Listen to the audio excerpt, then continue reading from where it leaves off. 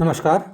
आज मैं आपको स्मारकों से इतिहास लेखन कैसे किया जाता है इसके बारे में आपको जानकारी दूंगा और मैं आपको ये बताऊंगा कि स्मारक भारतीय इतिहास को जानने और उनको समझने में और इतिहास लेखन में वो कैसे महत्वपूर्ण होते हैं। जब हम स्मारकों की बात आती है, जब हम स्मारकों की चर्चा करते हैं तो स्मारकों के अंतर्गत प्राचीन इमारतें, मंदिर, मूर्तियाँ इत्यादि आते हैं। यानी कि प्राचीन जब हम स्मारक की चर्चा करते हैं तो उसमें भवन, मंदिर, स्तूप, स्तंभ, विहार इत्यादि से हम इतिहास लिखने की कोशिश करते हैं। हमको बहुत पुराने हमें मंदिर मिले हैं, मूर्तियाँ मिली हैं, इमारतें मिली हैं, स्तंभ मिले हैं, विहार मिले हैं। ये सब तत्कालीन भारत को जानने और समझने में और विशेष रूप से इतिहास लेखन में काफ़ी महत्वपूर्ण अपना योगदान देते हैं। और इन स्मारकों से उस युग की सामाजिक, धार्मिक और आर्थिक परिस्थितियों का बोध होता है और इनसे कला के विकास का भी हमको ज्ञान होता है। यानी कि इसमें जो कलाकृति होती है इससे हमको उस युग के बारे में जानकारी हमको मिलती है। मंदिर, विहार और स्तूपों से जनता की धार्मिक भावना का भी हमको पता चलता है। उदाहरण के लिए अगर हम उस समय के विभिन्न उदाहरण हम लें तो सबसे पहले आइए जो हमारा ये सैंधव सभ्यता है, सिंधु सभ्यता है, इसके जो हमको स्मारक मिले हैं उनसे हमको क्या क्या चीज़ें मिलती हैं उसके बारे में आपको थोड़ी सी जानकारी दूंगा। सबसे पहले जो सिंधु घाटी है उसमें 4 विशेष प्रकार के विशेष महत्व के हमको स्मारक मिले हैं। सबसे महत्वपूर्ण स्मारक है विशाल स्नानागार। यानी कि जो विशाल स्नानागार मोहनजोदड़ो में मिला है उससे तत्कालीन जनजीवन में पानी के महत्व की जानकारी मिलती है। तत्कालीन समाज पानी को कितना महत्व देता था, पानी का कितना धार्मिक महत्व था, जल का कितना महत्व था, इसकी जानकारी हमको विशाल स्नानागार से हमको मिलती है। इसके अलावा वहाँ पे हमको विशाल अन्नागार हड़प्पा में प्राप्त हुआ है। यानी कि अन्न को संचय करने की परंपरा हमको उस युग में दिखाई देती है। यानी कि आज जो हमको अन्न भंडार दिखाई देते हैं वैसे ही अन्न भंडार आज से हजारों साल पहले हमको हड़प्पा की सभ्यता में हमको दिखाई देते हैं। एक और तीसरा महत्वपूर्ण हमको स्मारक हमको मिलता है वो है लोथल में हमको एक गोदी मिली है। यानी कि तत्कालीन भारत में उन सभ्यताओं में समुद्री व्यापार, बंदरगाह भी विकसित हो चुके थे। ये एक आश्चर्य की बात है।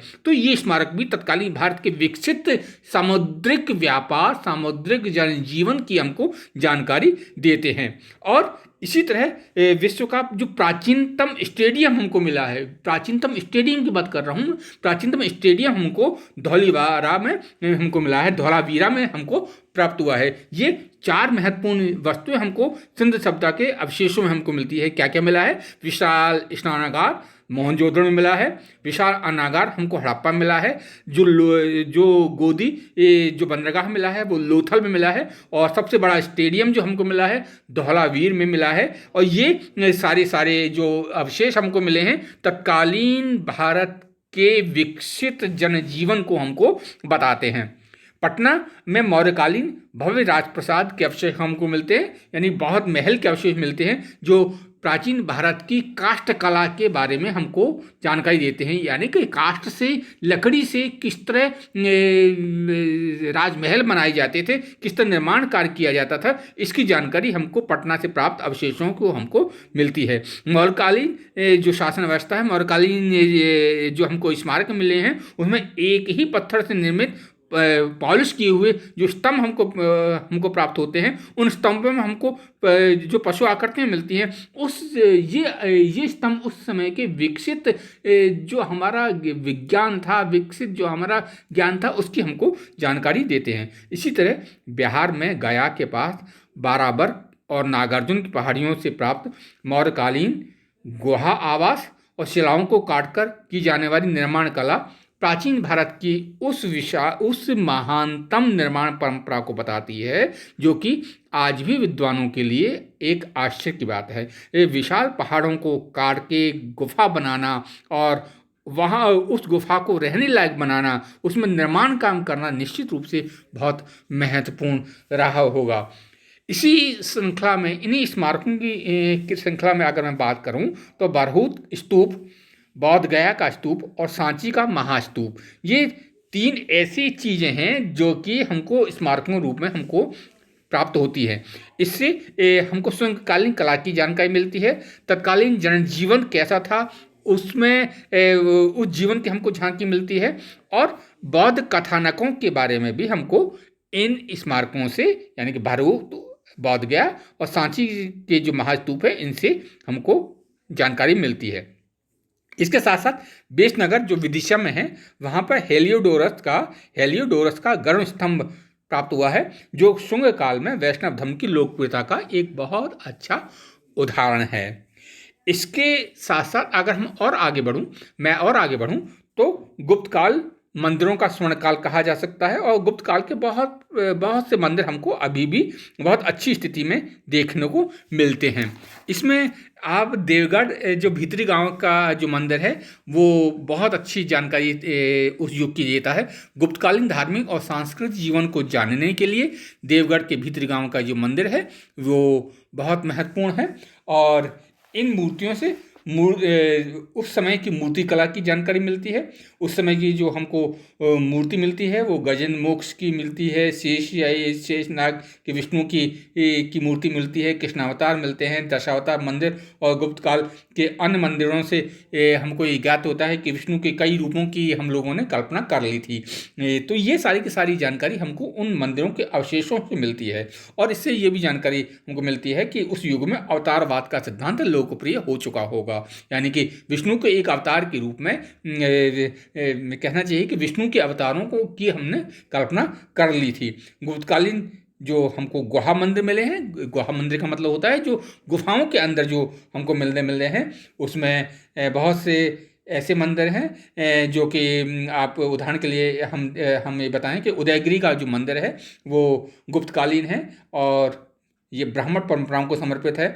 बौद्ध गुहा मंदिर भी हमको बहुत प्रचुर मात्रा में मिलते हैं, जिसमें अजंता और बाघ की गुफाएं महत्वपूर्ण हैं। गुफाओं को बनाना, पहाड़ों को काट के गुफाओं में इस तरह का निर्माण निश्चित रूप से तत्कालीन जो हमारा जो विज्ञान रहा होगा, जो हमारा निर्माण कला का विज्ञान रहा होगा, ये बहुत उन्नत रहा होगा। इसके अलावा पूर्व काल की सादा गुफाओं की तुलना में अजंता के जो गुहा मंदिर हैं बहुत अलंकृत हैं। इन गुफाओं के अंदर बहुत हमको पेंटिंग मिलती है। इससे तत्कालीन समाज के बारे में, जनजीवन के बारे में, उस समय के समाज व्यवस्था के बारे में हमको जानकारी प्राप्त हो जाती है। तो ये गुप्त काल के जो मंदिर मिले हैं, जो गुफाएं मिली हैं, उससे भी तत्कालीन भारत के बारे में जानने और समझने में हमको बहुत महत्वपूर्ण जानकारी हमको प्राप्त हो जाती है। इसके अलावा कंबोडिया के अंदर हमको जो कि भारत में नहीं है, अंकोर वाट का मंदिर हमको मिला है। जावा के अंदर हमको बोरोबुदूर का मंदिर हमको मिला है, और इस तरह ये मंदिर विदेशों में भारतीय संस्कृति के प्रसार की जानकारी देते हैं। कंबोडिया और से प्राप्त अंकोर वाट का मंदिर और जावा के बोरोबुदूर मंदिर इस बात की सूचना देते हैं कि भारतीय संस्कृति कहाँ तक विस्तृत हो चुकी थी और भारत का सांस्कृतिक विस्तार कहाँ तक हो चुका था। इसी तरह अगर हम और आगे बात करें तो अतरंजी खेड़ा जो उत्तर प्रदेश में है की खुदाई से ज्ञात होता है कि भारत में लोहे का प्रयोग ईस्वी पूर्व 1000 ईस्वी के लगभग प्रारंभ हो चुका था। अतिरंजी खेड़ा में बहुत महत्वपूर्ण खुदाई के अवशेष मिले हैं, जिसमें 1000 ईस्वी में लोहे के प्रयोग की जानकारी हमको मिल जाती है। पांडिचेरी के पास अरकमेडू की खुदाई हुई है, उसमें हमको रोमन सिक्के प्राप्त हुए हैं, एक दीपक का टुकड़ा प्राप्त हुआ है, बर्तन मिलते हैं, और इनसे पता चलता है कि ईसा की प्रारंभिक शताब्दियों में भी रोम और दक्षिण भारत के घनिष्ठ व्यापारिक संबंध हो चुके थे।